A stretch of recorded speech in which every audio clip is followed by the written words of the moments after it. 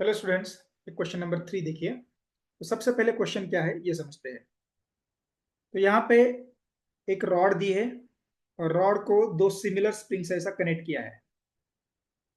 तो दूसरे केस में रॉड बिल्कुल सिमिलर ही है, स्प्रिंग भी सिमिलर ही है, लेकिन स्प्रिंग का कन्फिग्रेशन थोड़ा सा अलग किया है। एक ही जगह पे दोनों स्प्रिंग कनेक्ट किए हैं। तो हमें पूछा है कि दोनों केस में जो फ्रीक्वेंसी ऑफ ऑसिलेशन रहेगी उनका रेशियो पूछा है।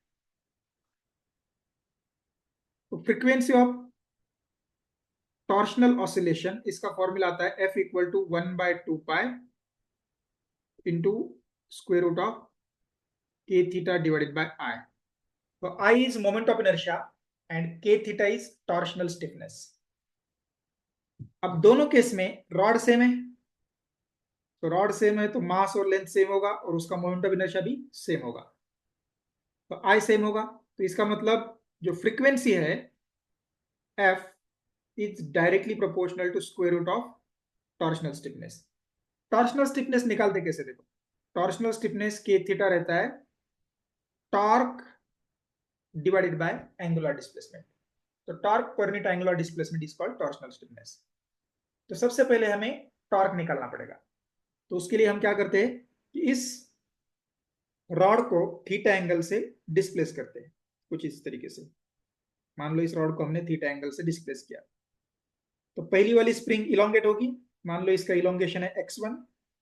और दूसरी वाली स्प्रिंग कंप्रेस होगी, मान लो इसका कंप्रेशन है x2। x1 और x2 यहाँ पे अलग अलग रहेंगे। अब भले ही एक जगह पे इलोंगेशन हो रहा है और एक जगह पे कंप्रेशन हो रहा है, फिर भी रॉड के ऊपर जो फोर्स लगेगा वो सेम डायरेक्शन में लगेगा। Note this point. यहाँ पे पॉइंट ओ, तो पहली वाली स्प्रिंग इलोंगेट होगी तो उसका जो टेंसाइल फोर्स है वो लेफ्ट हैंड डायरेक्शन में रहेगा। दूसरी वाली स्प्रिंग कंप्रेस होगी तो उसका जो कंप्रेसिव फोर्स है वो भी लेफ्ट हैंड डायरेक्शन में ही रहेगा। तो एक स्प्रिंग पुल करेगी, दूसरी स्प्रिंग पुश करेगी। I hope this is clear. ये फोर्स है F1, ये फोर्स है F2। तो F2 होगा स्प्रिंग कांस्टेंट इंटू x2 और F1 होगा स्प्रिंग कांस्टेंट इंटू x1।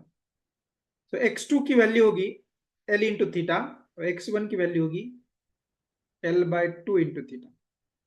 अब टॉर्क निकालते हैं। तो टोटल टॉर्क जो है पॉइंट ओ के अबाउट, इसको मान लो T1। तो T1 ये F1 और F2 के टॉर्क का एडिशन रहेगा। तो T1 इक्वल टू आएगा के x1 into L/2 plus k x2 into L।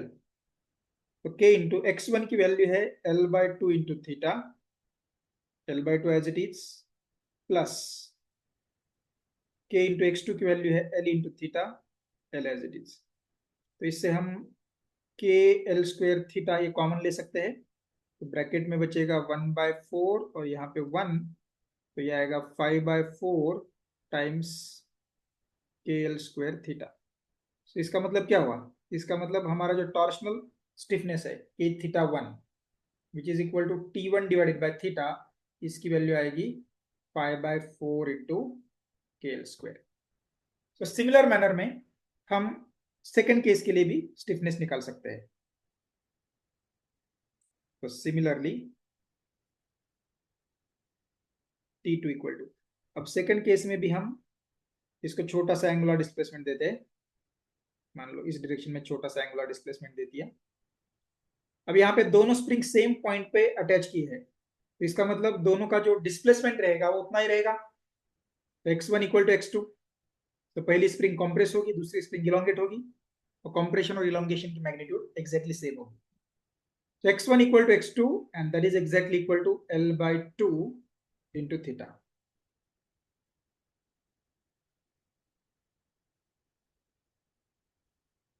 अब सिमिलरली हम रॉड की एफबीडी निकाल सकते हैं ऐसे।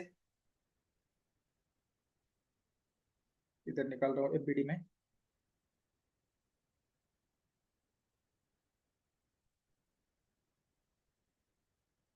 तो यहाँ पे दोनों फोर्सेस सेम डायरेक्शन में रहेंगे ऐसे।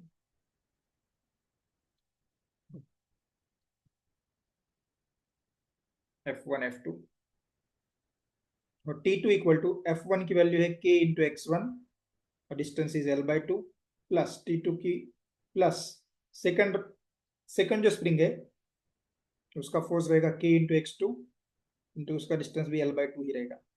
अब यहाँ पे X1 X2 सेम है, तो मैं क्या करता हूँ, पहला टर्म निकाल के उसको 2 से मल्टीप्लाई करता हूँ। तो 2 इंटू K इंटू X1 की वैल्यू है L/2 into theta into L/2। तो 2 का एक टर्म हो जाएगा कैंसिल, तो ये आएगा KL square theta divided by 2। So this implies K theta 2 equal to T2 divided by theta. तो थीटा से अगर हम इसको डिवाइड करते हैं तो ये आएगा KL square by 2।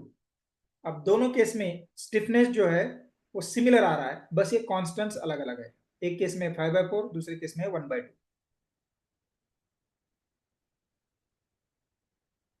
therefore F1 divided by F2 equal to root of K theta 1 divided by K theta 2।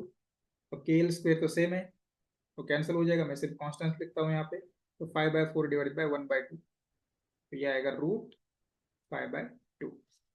तो आंसर है ऑप्शन सी।